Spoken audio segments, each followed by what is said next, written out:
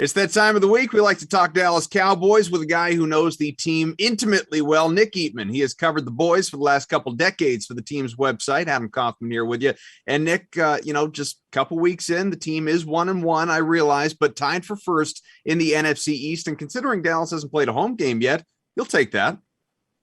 Are you sure about that? Because if you heard the stadium the other day, I mean, it sounded like a home game for sure. No, I mean, it was awesome. Just to be there in LA, and obviously the Cowboys have a huge fan base there, and what an awesome stadium, SoFi Stadium. We'd been there once before to open the Rams season, but no fans at all, completely different. And it was really great. When Zach Martin told me after the game that they never used the silent count once, but they know that the Chargers had to 6 or 7 times because of the crowd, then the Cowboys fans was good. But to your point, just getting the win, being at 1-1 right now, and I think they faced 2 really good football teams in Tampa and the Chargers, so that's a good sign. Well, it had to feel good for Greg Zuerlein too. I realize it wasn't the Rams, but nevertheless beating the Chargers 2017, the game-ending, game-winning field goal from 56 also helps him shake off what was kind of an up and down week 1 performance, much more locked in there in week 2. And I'm just wondering, how big is a win like this? Not just in general, because of course you want to win games, but for morale in a tough environment there on the road, losing 5 starters from week 1, the quick turnaround. What'd it feel like? Well, it felt just like you said. I mean, it felt great. It felt like they beat a good team. And, to go back to Zuerlein, I mean, I think that's a perfect example of a guy that, a couple of weeks ago, or in that Tampa game, you're like, this guy, he missed 2 kicks. I mean, you didn't think he could make the crane kick, much less a field goal, in a game. But he comes out and he gets a big kick in Tampa, and then he goes to a 56-yarder. And a lot of fans, that McCarthy's been criticized a lot for should have been closer than that, but he trusted that he could make it, and he certainly did. He drilled it, and I think that it just shows this team that the coaches have confidence in their players and have confidence in the backups to know that they're going to put these guys in a good position, even if they suffer injuries or whatever, because that's what 2021 is now. That's what our world is now. You can't just assume people are going to play games even if they're healthy. Stuff happens all the time. You've got to have 60, 70 players to really get through a season now. See, a Karate Kid reference, that's a gift for me. But the Chargers, they gave some gifts as well to the Cowboys because, you look at a dozen penalties, 2 touchdowns that were called back because of infractions. Justin Herbert was intercepted in the end zone at one point as well. Part of me wants to say, man, I mean, the Chargers really put themselves in trouble, but that feels like it's almost discrediting the Dallas defense as well. How much credit should we be giving to the Cowboys? Well, I mean, I think about how good people felt about a loss 2 weeks ago against Tampa, but they're like, no, there's no moral victories. They played well, but they lost. You can't have it both ways. Yes, they could have lost that game to the Chargers, but they didn't. They found a way. Their defense playing without 2 they're 2 starting pass rushers. I mean, who can do that? Who can say we got both of our pass rushers out? And we're going to figure out with this rookie who's only played 1 game, and he's going to rush the passer. We got a starting safety that's out. We're going to just, make it work. We're going to hold the Chargers to 17 points. And yeah, they shot themselves in the foot, especially on the penalty with the, didn't get their guys set. The other one, though, they had a linebacker screaming at the quarterback there, and they had to hold him. So, I mean, I don't know if they would have got that pass off. But either way, the Chargers, they played well enough to win. The Cowboys played well enough to win as well. And that's what those games come down to. And, here the Cowboys could easily be 2-0. They could easily be 0-2. Usually when that happens, you're 1-1. Dak Prescott, it was a quieter day for him, at least compared to that week 1 performance where he just burst right back onto the scene after that injury and missing much of last season.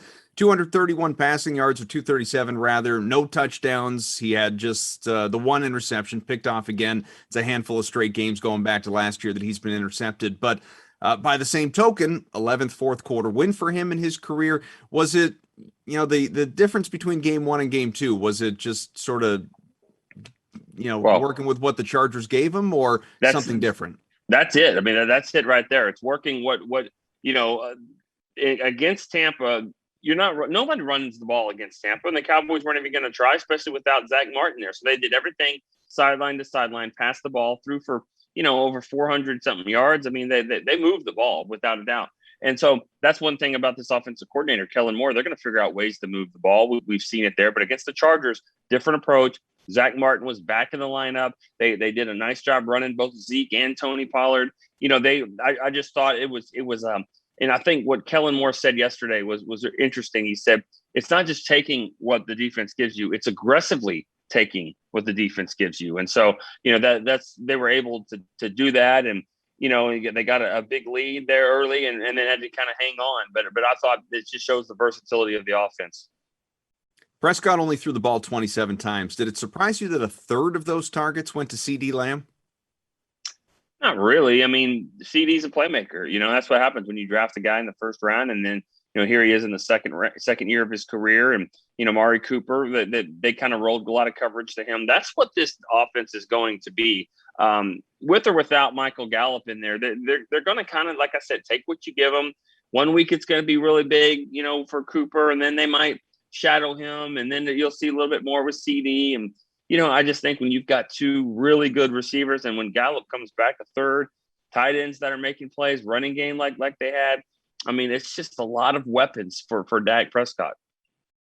We spent some time last week on Ezekiel Elliott and just sort of wondering, after a real slow week one, was it a sign of things to come? This time around, wasn't a bad game for him. It still wasn't, that prototypical Zeke game by any stretch. He had more touches than Tony Pollard. Pollard was the better producer, though, both on the ground and in the air. I don't expect there to be this changing of the guard right now, but are the days of Zeke being that clear-cut bell cow back over?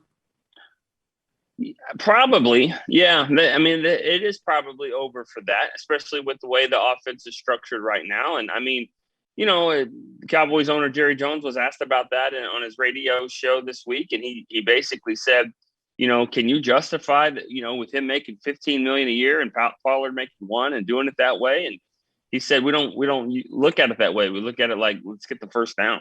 That's what we're going to try to do, is get the first down and get a lot of them and get big plays and chunk plays and also complement each other. That's what this was supposed to do.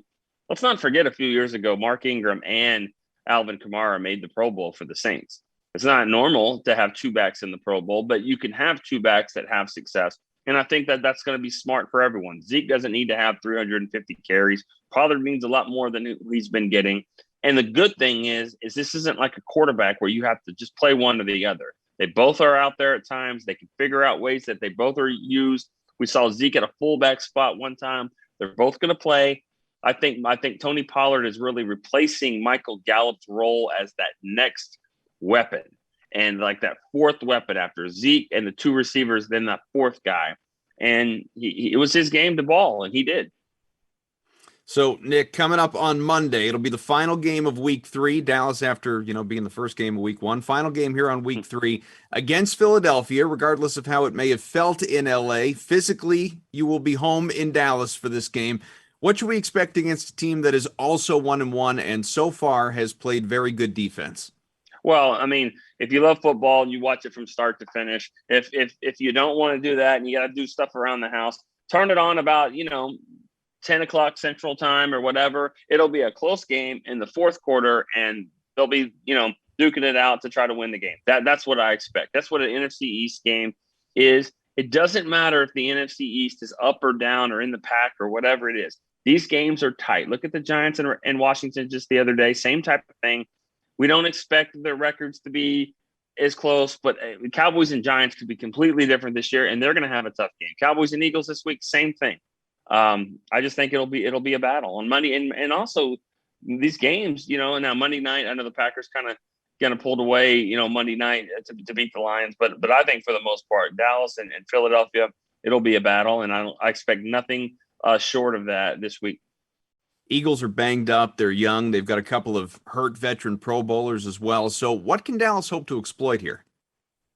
Well, I mean, with Brandon Graham being out defensive end, I mean, that's certainly going to hurt them. And, I know Fletcher Cox is still Fletcher Cox, and they'll get after him. I mean, I think that you've got to figure out ways, you just pick on someone. That's kind of what you do. I mean, this sounds like, you're not trying to like bully a kid like, the Cobra Kai did to Daniel, but you do find a spot and you say, all right, Where can we exploit it? And that's what they did against the Chargers. That right tackle that was replacing Brian Bulaga. I mean, Micah Parsons, they just kind of wore him out as the game goes on. So you find a weak spot, you find a corner or a safety or a linebacker mismatches, and then you go and that's what they can do. And that's what you can do when you have 4, 5, 6 weapons on offense like the Cowboys seem to have. All right, look, if we're going to close this out with Cobra Kai, we know that if you're building a fantasy lineup, Miguel's going to be a stud for you. Who's going to be a star for Dallas coming up in week 3?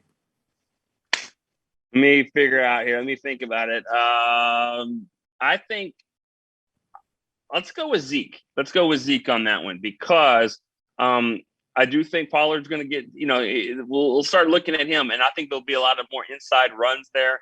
I expect them to get down to the goal line. A lot of pass interference, and that's the thing about the Eagles. They've had some pass interference penalties that can get you down inside the 5, inside the 1.